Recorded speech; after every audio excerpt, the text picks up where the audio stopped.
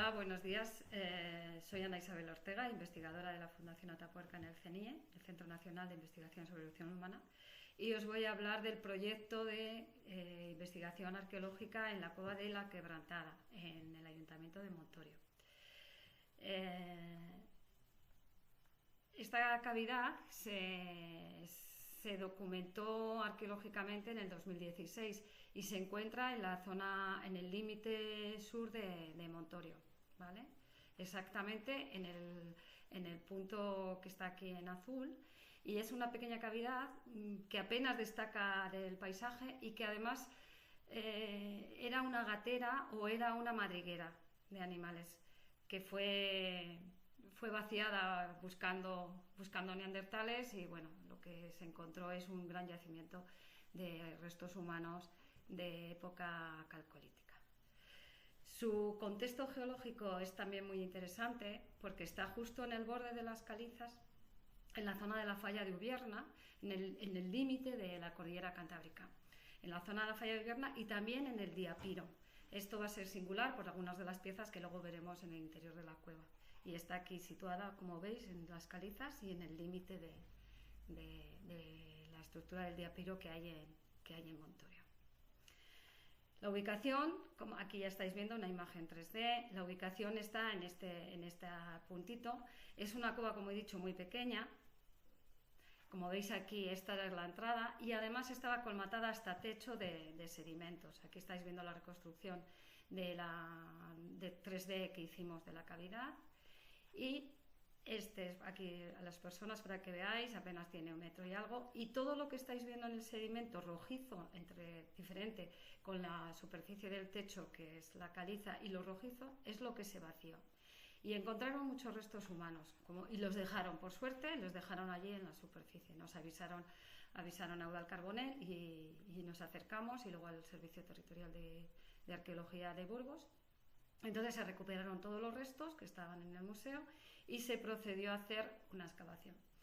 Aquí en este mapa podemos ver los sedimentos que se conservan, y el rayado en rojo es todo lo que se vació, que es casi la totalidad de la secuencia, como vamos a ir viendo. Pedimos un permiso de excavación, de intervención, para conocer el potencial que tenía el yacimiento y las características del mismo.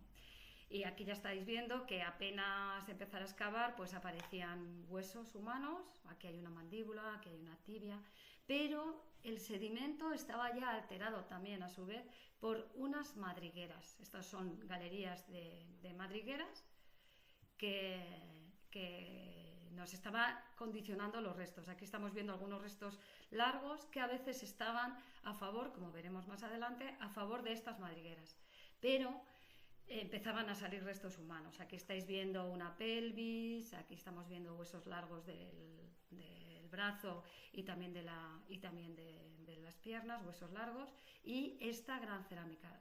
Restos cerámicos no hay muchos, pero nos salió un pequeño cuenco, no es grande, es un pequeño cuenco, pero estaba completo, ¿vale?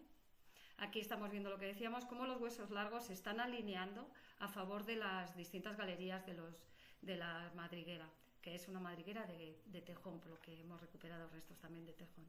Y aquí estamos viendo los niveles que empezamos a detectar. El nivel 1 es un nivel en el que aparecen restos humanos, de sedimentos muy sueltos y con bastante materia orgánica.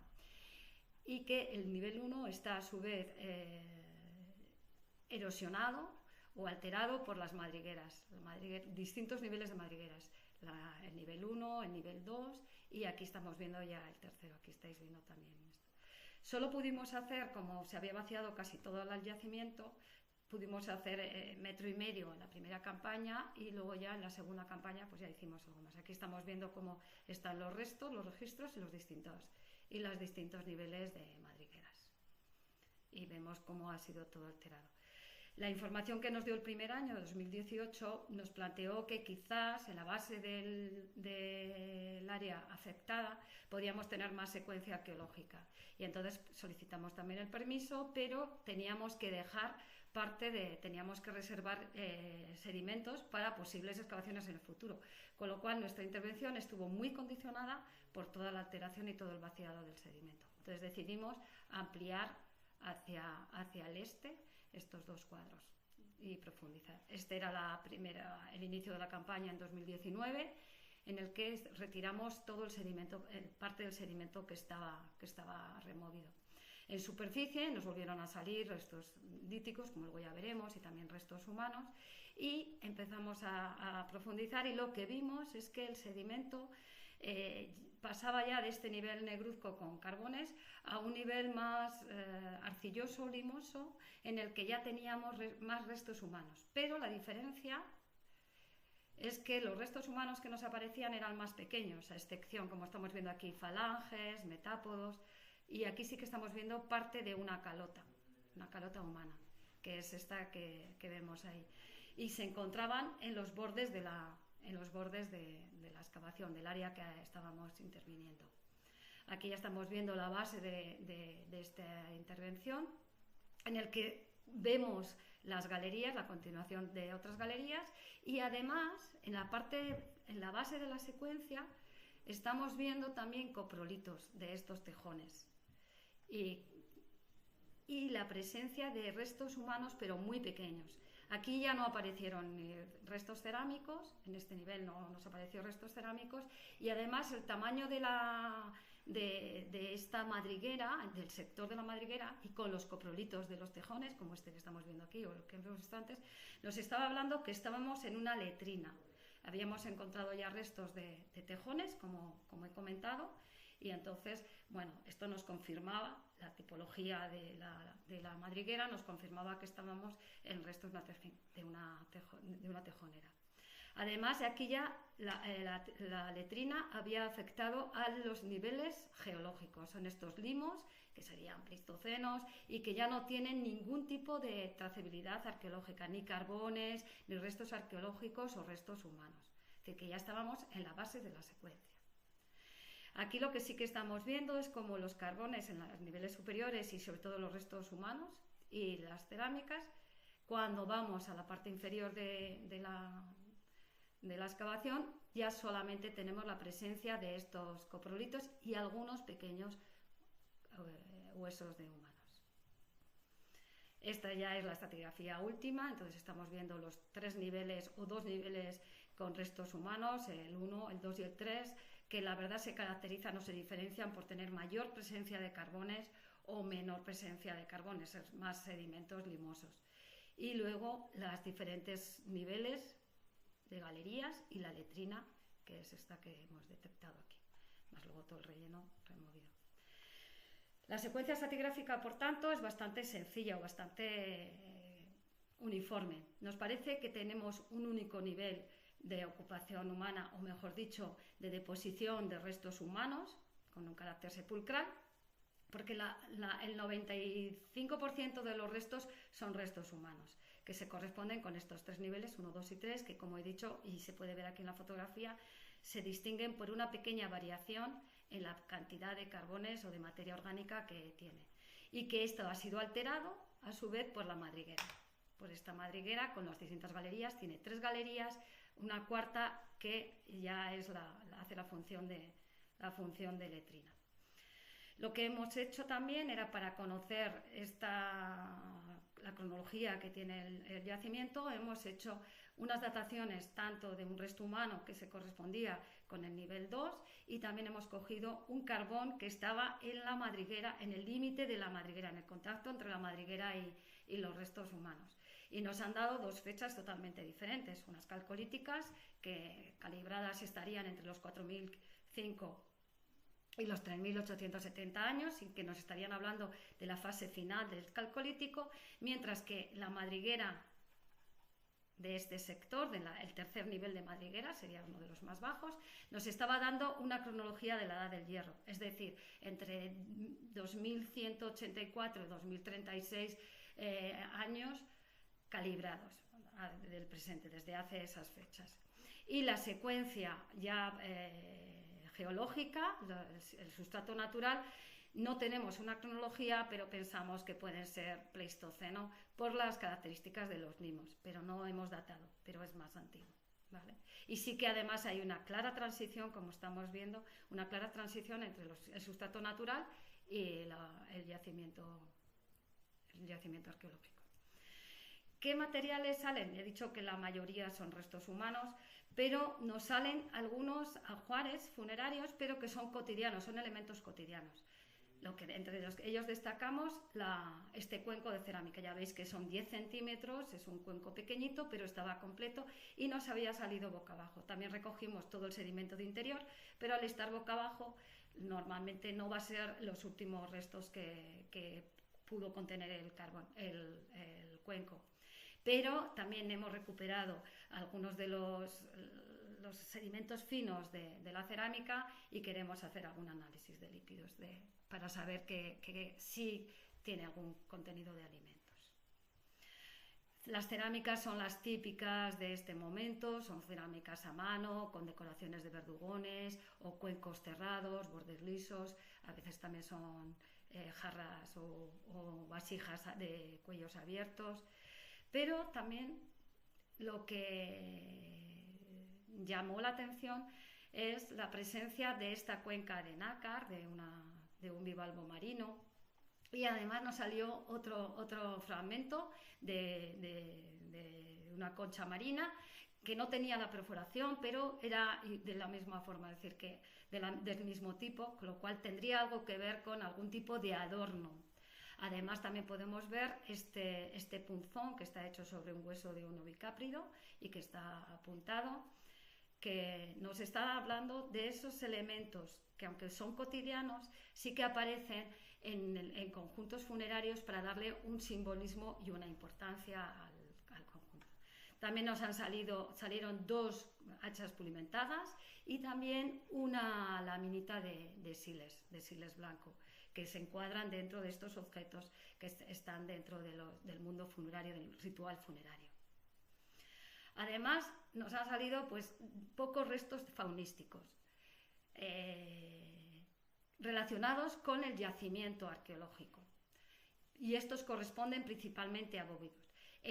También nos han salido restos faunísticos de pequeños animales de microfaunas o liebres, y también los restos de tejón, pero que corresponden con la tejonera, con la madriguera, por lo tanto no tienen nada que ver y son más modernos, están en proceso de estudio en este momento. Lo que sí que llama la atención es la presencia de cantos o bloques o fragmentos de ofitas, que en otro yacimiento sería muy singular porque de dónde vienen las ofitas, pero no tenemos que olvidar su encuadre geológico. La cueva se sitúa al pie o en el acantilado que presenta el diapiro de Montorio, en la falla de Ubierna. Entonces, estos elementos que en otros yacimientos serían muy extraños, aquí no tienen más interés que el que los pastores que llegaron allí a la cueva recogieron los cantos del entorno y entre ellos cogieron varios fragmentos de ofita. Aquí solo he puesto 2, pero sí que hay bastantes restos de ofitas que están sin trabajar. Como he comentado, los restos humanos son los que tienen mayor índice. Aquí estamos viendo el cómputo, tenemos 1109 fragmentos en los cuales hay todas las partes anatómicas del cuerpo. El estudio lo está realizando Antonio Molina Malsa, que está haciendo su tesis doctoral, y en breve espero que ya tengamos algún artículo. Como vemos, pues tenemos bastantes fragmentos de restos o restos completos. Aquí ya estamos viendo cómo identificar un número mínimo de individuos con los restos que hay de las distintas partes del cuerpo. Lo que más nos interesa son las mandíbulas, porque solo tenemos una mandíbula, y en esto tenemos 19 mandíbulas. Por lo tanto, habría un mínimo de individuos de 19 personas, que se nos separan entre 6 masculinos, 4 femeninos y 9 indeterminados. En total, 19 individuos. Aquí estamos viendo algunos ejemplos, se lo voy a poner unos poquitos de estas mandíbulas que están muy completas y por lo tanto nos da bastante información, o de los huesos largos que también están hablando de esta parte. El estudio que está haciendo Antonio también quiere saber cómo eran las patologías o la salud que tenían estos individuos. Y las patologías son las normales que aparecen ya en las culturas de los primeros pastores y primeros agricultores. Tienen desgaste oclusal, en distintas partes de la mandíbula, o también momentos en que cuando se es niño ha estado enfermo y no ha tenido acceso a una buena dieta y nos quedan la hipoplasia, estas marcas que nos están hablando de procesos de pérdida o de carencia de alimentos y de salud. Y luego también lo que nos aparece con bastante frecuencia son las caries, que las caries empiezan ya con el sistema alimenticio que nos viene con los pastores, con la leche, con los animales y los cereales. Y esto es normal a lo que ocurre en cualquier yacimiento, es decir, estamos en un yacimiento bastante común. Otras patologías más significativas, aunque aquí como el estudio es preliminar, solo os he traído 2 ejemplos. Este es el cráneo 3, que tiene una sutura metófica frontal, es decir, que nos está hablando de una caracterización concreta de este grupo o de este individuo. Pero más singular para lo que se refiere es el cráneo 2, porque tiene una fractura, una herida mortal hecha con un objeto punzante que lo ocasionó la muerte. Entonces aquí ya estamos hablando de la violencia y tenemos que situarnos en este contexto, que en el calcolítico empieza a haber ya, y en el neolítico ya empieza a haber violencia entre los grupos por la posesión del territorio, de las riquezas o de los prados. Una cosa que la hemos detectado en la última campaña, donde he dicho que los huesos eran más pequeños y estaban en menor tamaño, han sido que algunos de los huesos, como estáis viendo aquí, sobre todo de falanges, algún hueso pequeño, tenía unas marcas rojas o unas manchas rojas. Estamos ahora en el estudio, pero sí que podemos empezar a afirmar que estas manchas rojas corresponden a óxidos de hierro, lo que sería un ocre, a arcillas de óxido de hierro, y también a cinabrio, porque tienen esta presencia. Y esto es importante, porque el óxido de hierro lo podemos tener entre las arcillas, pero el cinabrio es un elemento extraño, que no lo tenemos en la naturaleza, y entonces ha tenido que ser traído y ha tenido que ser impregnado en el hueso. Y nos está hablando quizás también de ciertos personajes, no todos quizás, aunque el estudio está por hacer, no todos los restos, no todos los individuos se les daría esta arcilla sobre sus huesos, quizás solamente solo algunos de ellos. Por lo tanto, también estamos empezando a ver de cierta jerarquización entre los grupos. Ya no serían sociedades tan comunitarias o igualitarias, y empezamos a tener cierta jerarquización que también nos coincide y está dentro del rango que ocurre entre las sociedades calcolíticas. Pero toda esta información que tenemos es bastante interesante.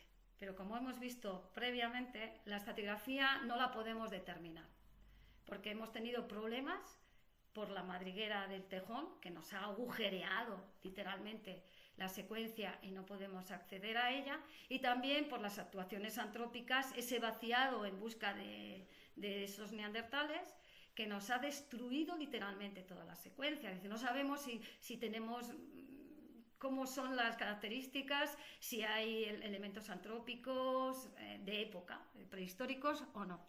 Entonces hemos pedido un proyecto de intervención que creo que es bastante novedoso y puede aportar mucha luz al yacimiento para conocer si estamos ante un único momento de deposición o estamos ante unos años en los que reiteradamente se está utilizando esta cavidad. No tenemos que olvidar, como he dicho al principio, que es una cueva muy pequeña, que no destaca en el paisaje. Que llegaron allí, metieron allí a los individuos, pero tenían que conocer muy bien el paisaje, porque no se ve. Y además es chiquitina, y luego, como hemos visto, cuando estaba ya la madriguera, llegaba hasta casi techo de la cueva, por lo menos de la entrada. Entonces, para ello hemos hecho una propuesta doble. La una ha sido obtener un marco cronológico del conjunto funerario, datando los 19 individuos que hemos identificado por las mandíbulas. Así podremos saber si estos 19 individuos son de un mismo momento y por lo tanto la ocupación y el uso ritual de esta cueva es muy concreto y muy pequeñito en el tiempo, o se alarga en el tiempo si nos dan distintas cronologías. Y la segunda propuesta que queremos hacer ha sido: queremos saber de dónde vienen estas gentes o cómo han sido sus estrategias de subsistencia, y para ello lo queremos reconstruir a partir de los análisis de los isótopos estables, del carbono, del nitrógeno y del azufre. Y esto nos va a decir quiénes son, si eran de aquí, de este territorio, o venían de lejos. Y luego también estamos en el siglo XXI y no tenemos que olvidar que todo el conocimiento tenemos que divulgarlo, tenemos que hacer la transmisión del conocimiento. Y entonces estamos colaborando en este proyecto con gente del lugar, de Montorio, como población de Montorio, que ellos están ya haciendo una revisión de las toponimias, de las leyendas, de las costumbres que hacían sus antepasados más directos. Y entonces lo que queremos es saber qué rasgo queda de la ocupación de esta cavidad en la toponimia. Se llama la quebrantada porque es un terreno en el que se quebranta un poco el paisaje, además está justo ahí en el contacto con la falla de Ubierna, en el límite de la cordillera cantábrica, es decir, que nos está marcando que hay una quebrada ahí importante, ¿no? Pero además también estamos viendo que hay toponimia significativa. Entonces lo que queremos es profundizar en este estudio para ver qué es lo que nos sale. Pero la cavidad de quebrantada no está sola en el territorio. Hay que destacar que aquí hay una serie de cavidades que tienen también, además de distintos ayuntamientos, que tienen importancia sepulcral. Es decir, son cuevas pequeñas, pero todas están en la importancia con elementos sepulcrales. Aquí tenemos cueva quebrantada, que es la que hemos analizado nosotros, que corresponde a Montorio. Esta es la cueva sepulcral de Sobrecueva, que pertenece al pueblo de Páramo de Quintanilla de Sobresierra.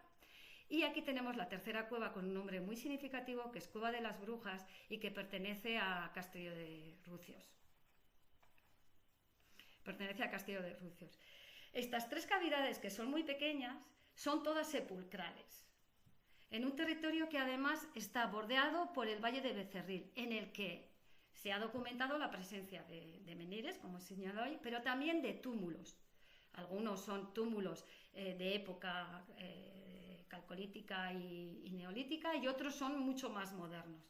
Pero además hay otro elemento que nos está revalorizando el paisaje, y este elemento es Santa Cecilia, que es una ermita semirrupestre excavada en las tobas que resurgen de aquí de la zona del manantial, y que nos está hablando de la cristianización, de un lugar pagano, de un lugar sagrado antes de la cristianización, antes de la llegada de los cristianos. Además, Santa Cecilia es una santa paleocristiana, es decir, es del siglo V, y se ha hecho en un eremita, es un eremitorio donde está Santa Cecilia, y nos está hablando de esta continuidad de ese paisaje, de la fuerza que tiene este paisaje, sobre todo en relación con los ancestros.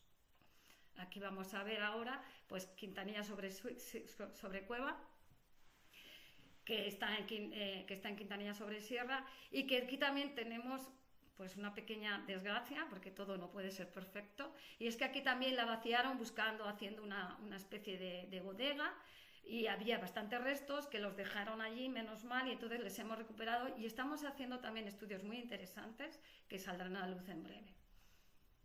Otra de las cuevas que está en este lugar es la Cueva de los Moros, que aunque no tiene elementos sepulcrales, sí que tiene una leyenda, y además por la morfología que estamos viendo es una cavidad muy vertical, puede tener un origen hipogenético, y la leyenda cuenta que vivían allí los moros y que bajaban al río, que bajaban a la cueva a coger agua, y efectivamente en la base están las aguas.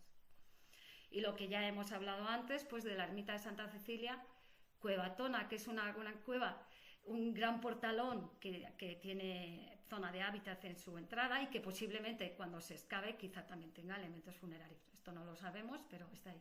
Y como os he comentado, la Cueva de las Brujas, que pertenece a Castillo.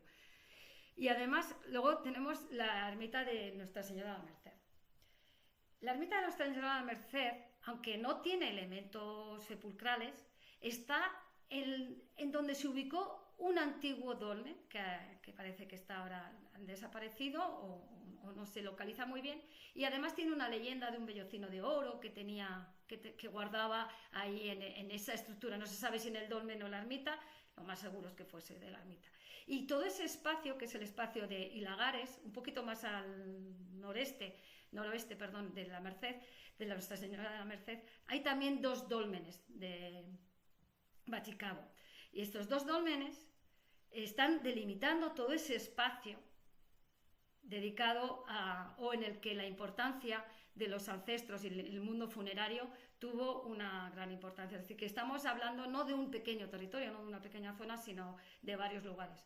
Además hay que destacar que hasta no hace mucho, en Nuestra Señora de la Merced, cuando era la fiesta de la patronal de esta ermita, se iba en romería las gentes de los pueblos de alrededor. Es decir, es una ermita que está en medio del paisaje, en la que van toda la gente del lugar. Es decir, nos está volviendo a indicar la importancia y el poder que tuvo este territorio, que ahora se nos ha olvidado, porque ya no tenemos estas referencias. Los mayores ya nos recuerdan estas cosas. Y la romería esta ya no se hace. Yo insisto a que la gente del lugar lo vuelva a hacer.